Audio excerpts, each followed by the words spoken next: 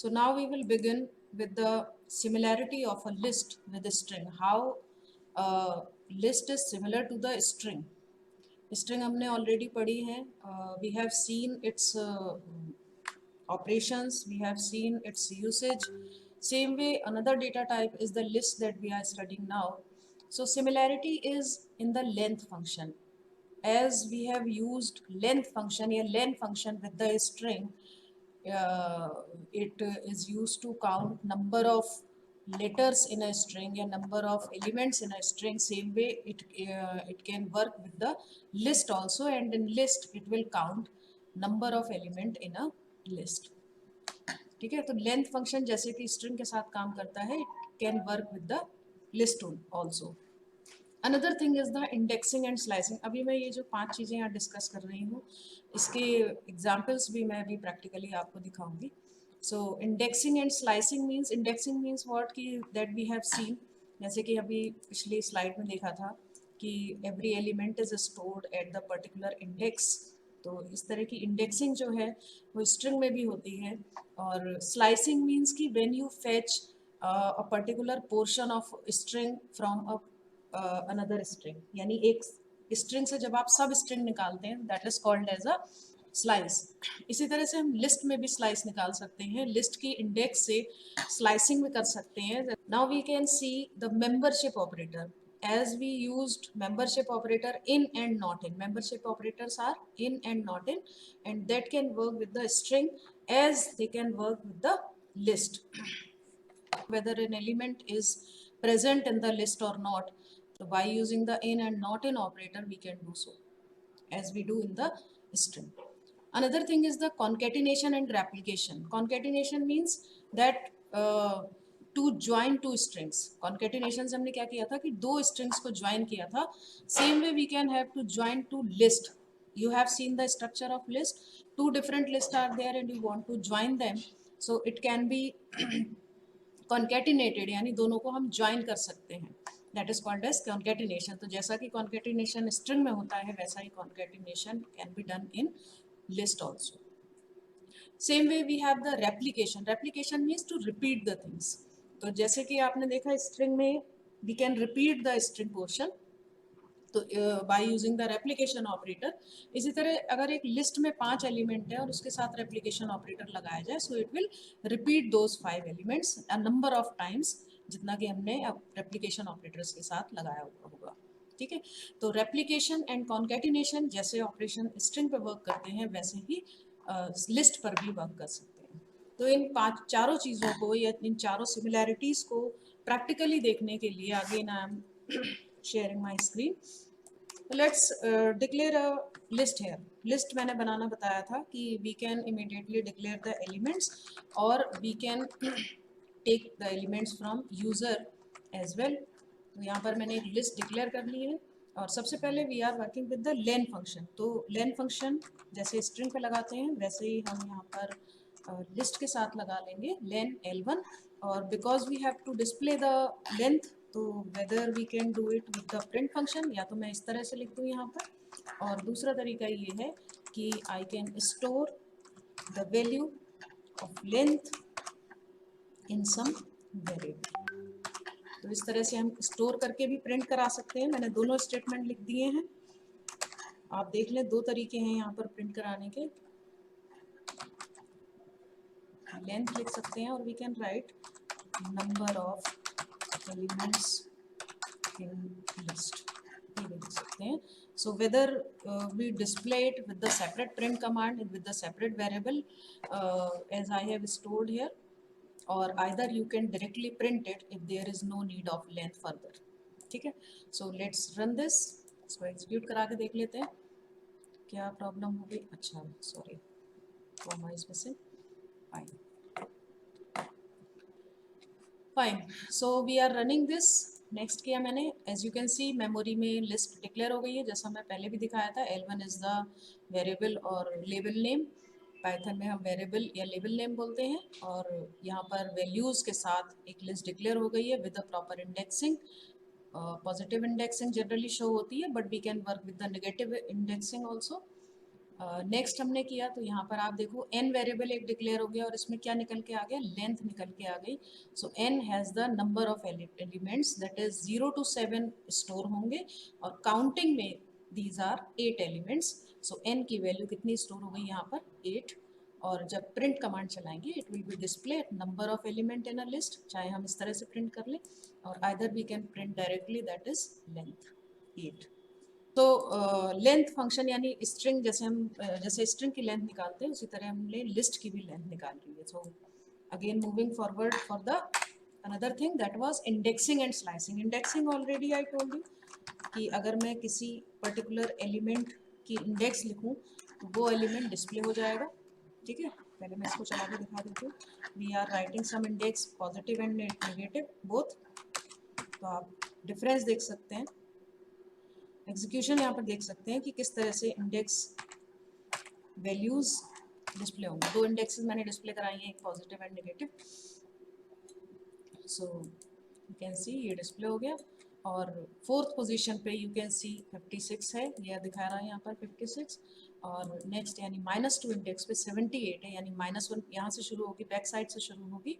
तो -1 एंड -2 है the 78. This is called indexing. और स्लाइसिंग के लिए हम क्या करेंगे, स्लाइसिंग के लिए we use the slicing as we have done in string. I have to write L1, that is the variable name. Then we will mention both the index. Both the index means the starting index and the ending index. Slicing करने के लिए हमें क्या पता होना चाहिए कि किस इंडेक्स से हम शुरुआत करेंगे और किस इंडेक्स पे खत्म करेंगे, उतना पोर्शन हमें इस लिस्ट से फैच करना है. तो suppose I have written 2. So 2 is the starting index. Which element is on the second index? 34. तो 34 से शुरू करना है और मुझे कहाँ तक लेना है, सपोज मुझे 67 तक लेना है. तो 67 की इंडेक्स कितनी है, 5. 67 की इंडेक्स है 5. ठीक है, तो मैं कहाँ तक लिखूंगी, 6th इंडेक्स तक लिखूंगी. जब मैं 6th इंडेक्स लिखूंगी then it will display till 5. तो 6th index is the ending index. और यहाँ पर एक तरह से ये रेंज हो गई, 2 से लेके 6 तक की वैल्यू हमें चाहिए, तो रेंज शो करने के लिए वी यूज कोलन साइन. ठीक है, तो जब मैं इस तरह से लिखूंगी तो then it will clear L1 से सेकंड इंडेक्स से 6th इंडेक्स तक की वैल्यू हमें चाहिए. और ये स्लाइसिंग जो है, जिस तरह से रेंज फंक्शन चलता है उस तरह से 1 एलिमेंट कम तक की वैल्यू हमको देता है. सो लेट्स चेक कि कितनी इंडेक्सिंग हमारी निकल के आ रही है. One list has been displayed.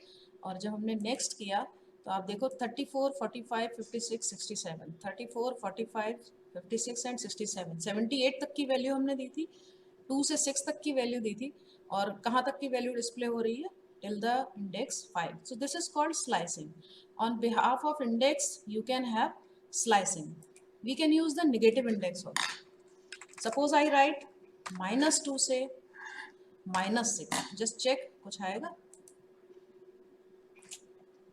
क्या. मैंने यहाँ पर नेक्स्ट करते हैं, एग्जीक्यूट कराते हैं. Okay, nothing is being displayed. ऐसा क्यों हुआ, एक्चुअली यहाँ पर one more parameter is there. जैसे हमने ये लिखा starting then colon then ending, और उसके बाद हम एक चीज और भी दे सकते हैं that is called step value. जैसा कि we have given in the for loop, that is called steps. कितने स्टेप से आप आगे चल रहे हो, एक एलिमेंट से दूसरे एलिमेंट तक की वैल्यू जो आप फेच कर रहे हो उस पर्टिकुलर रेंज में आपको सारे एलिमेंट चाहिए और you want to skip some elements. तो अगर मैं यहाँ पर 1 लिखूं, by default it is 1 only, we don't need to mention it. लेकिन क्योंकि यहाँ पर अभी कुछ नहीं लिखा था तो it is called as 1. Okay, just run again. 1 का मतलब ये है कि -2 से शुरू हुआ, -2 इज 78.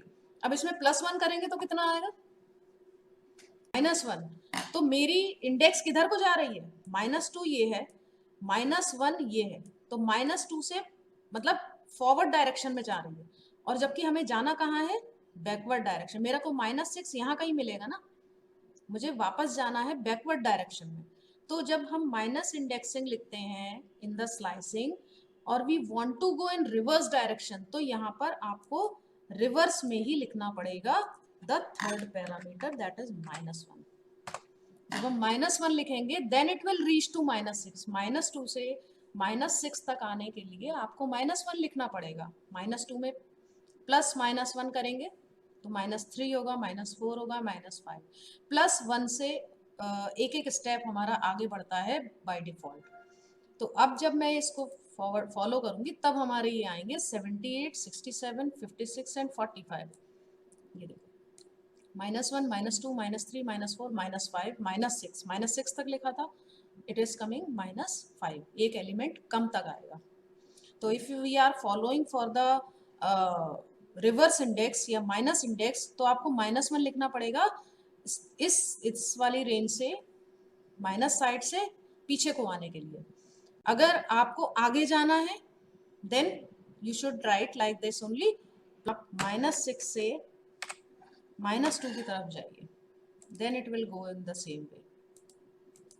ये देखो, -6 ये आ रही थी, इससे आप -2 की तरफ यानी फॉरवर्ड डायरेक्शन में जा रहे हैं, तब आपका +1 मैटर नहीं करेगा वहां पर, bye default it will have +1, -6, -5, -4, -3, -2, और -2 वाला एलिमेंट यहाँ पर शामिल नहीं होगा। मैंने 0 से शुरू किया, ठीक है, और 8 तक की वैल्यू मैंने दी। क्या हमारी लिस्ट में 8th इंडेक्स आएगी? नहीं है ना। तो वैसे तो बाय डिफॉल्ट सारे एलिमेंट आ जाएंगे, क्योंकि आपकी इंडेक्स कहाँ तक की है, आपकी इंडेक्स है 6 तक की, इसलिए सारे एलिमेंट आ जाएंगे। What if I write here 100, तब क्या होगा? Will it be an error? Will not be an error, it will display all the elements. क्योंकि जब आप मैक्सिमम इंडेक्स दे देते हैं जो उस रेंज से ज़्यादा है, तब भी आपके सारे एलिमेंट डिस्प्ले होंगे। There is a variation of slicing, आपकी बुक में कई एग्जाम्पल दिए हुए हैं जिसमें स्लाइसिंग को डिफरेंट डिफरेंट वे में यूज़ करा गया है, जैसे पॉजिटिव और नेगेटिव मैंने बता दी, ठीक है। इसी तरह से इफ वी राइट, अगर मैं यहाँ पर लिखूँ suppose I leave it blank, मैंने यहाँ पहली वाली जो है स्लाइस ब्लैंक छोड़ी है पहला नंबर, और दूसरे में लिख दिया 100, तो इसका भी मतलब सारे एलिमेंट होंगे, because your execution will begin from 0 only. जब कोई भी इंडेक्स मेंशन नहीं है then also it will start from starting position that is 0। और 100 हमने बाद वाली रेंज बिल्कुल नहीं दी है, बिल्कुल ज़्यादा दे दी है हमने, दैट इज नॉट एग्जिस्टिंग, तब भी आपके सारे एलिमेंट कवर हो जाएंगे, ठीक है। So some variation I am telling you, rest you can see from book. आपकी बुक में स्लाइसिंग के जितने एग्जाम्पल दिए, अगर मैं यहाँ पर एक कोलन लगा के छोड़ दूँ तो क्या होगा? Neither I have given starting index nor I have given the ending index. इस केस में भी आपके सारे एलिमेंट डिस्प्ले होंगे, ठीक है, क्योंकि स्टार्टिंग इंडेक्स बाय डिफॉल्ट 0 से शुरू होगी and it will cover all the elements and all the elements will be displayed. Indexing के जितने वेरिएशंस हैं वो आपको बुक से पढ़ना है, उसमें कुछ एग्जाम्पल दिए हुए हैं that you have to study from book. Membership operator का मतलब होता है कि कोई पर्टिकुलर एलिमेंट प्रेजेंट है या नहीं। अब now see how I will use membership operator. मैं यहाँ लिखूंगी 12 इन, जैसे मैंने यहाँ पे लिखा 12 इन L1। अब 12 अगर लिस्ट में प्रेजेंट है then it will give true, और अगर प्रेजेंट नहीं है then it will give false. So we will have true answer, क्योंकि 12 आपका इस लिस्ट में प्रेजेंट है। और नॉट इन कैसे यूज करेंगे? अगर मैंने लिखा 12 नॉट इन, तो क्या होगा? तो इट विल कम फॉल्स, क्योंकि वो तो प्रेजेंट है, ठीक है। तो किसी भी एलिमेंट की प्रेजेंस और एब्सेंस अगर पता लगानी हो then we can use the in and not in operator. Now we will see concatenation and replication. Concatenation का मतलब होता है ज्वाइनिंग टू लिस्ट। मैं इस लिस्ट को थोड़ा सा छोटा कर दे रही हूँ, and we have one more list L2 equal to, दो लिस्ट हो गई। कॉन्केटिनेशन का मतलब होता है joining two list. Suppose I write print L1 plus L2, तो ये लिस्ट हम ज्वाइन कर रहे हैं by using the concatenation operator. तो इसमें दोनों लिस्ट के एलिमेंट आपके ज्वाइन हो जाएंगे। You can see in the memory also that two lists are there and we are joining the element of, अच्छा sorry, L2, okay, यहाँ पर छोटा वाला L2 लिख लिया, sorry। One list another list, और जब हमने इसको ज्वाइन कर दिया तो सारे एलिमेंट एक ही लिस्ट में आ जाएंगे, ठीक है। Directly we have used the L1 plus L2। अगर इसी की जगह मैं L2 लिख दूं पहले, तो L2 के एलिमेंट पहले आएंगे और L1 के एलिमेंट बाद में आएंगे। We can have this execution.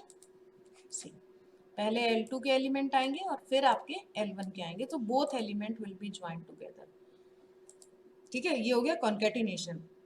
एक चीज यहाँ पर और देखेंगे, suppose I have stored this into one, मैंने दोनों एलिमेंट ज्वाइन करके L में लिखे, and then I try to print L। Let's see what is the execution then. हमने दोनों एलिमेंट एक ही लिस्ट में ज्वाइन किए और उसको वी ट्राई टू डिस्प्ले, तो you can see there is a third list ready.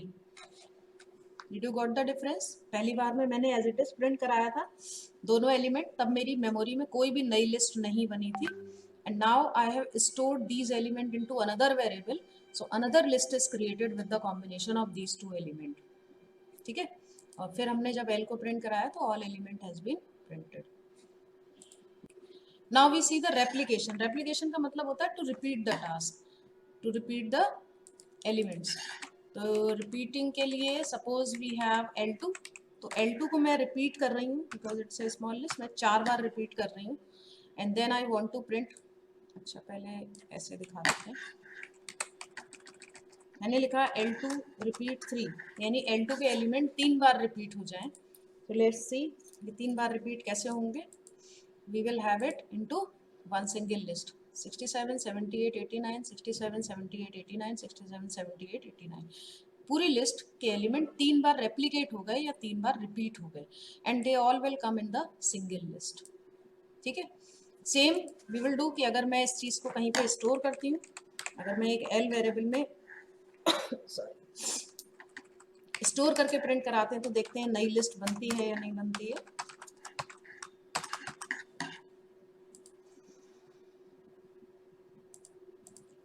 Just check. Okay, another list is being created here. तो आप देख सकते हैं कि दो वेरिएबल मेरे अलग अलग हैं, और तीसरा variable how it is being created with the replication of element of L2, तो एक और नई लिस्ट तैयार होती है। ठीक है, तीसरी लिस्ट जो रेडी हुई है इसको भी आप सेपरेटली यूज कर सकते हैं। जैसे मैं मान लो इस लिस्ट से मैं अगर स्लाइसिंग करूं, मैंने लिखा L3:7। ठीक है, मैंने कौन सी लिस्ट से स्लाइसिंग कर रहे हैं, जो हमने रेप्लिकेट की थी। तो लेट्स सी कि वहां पर कुछ डिस्प्ले हो रहा है या नहीं। ये वाली देखो, slicing will happen also in the new created list. We have seen that these are 4 similarities with the string। List और स्ट्रिंग के बीच में एक दो सिमिलैरिटी, सॉरी 4 similarities हैं। That is the length function works with the similar things, indexing and slicing can happen, membership can happen, and concatenation and replication can happen। now अच्छा, differences क्या होंगे? difference will be only one, that is the mutability and immutability। string is immutable and list is mutable।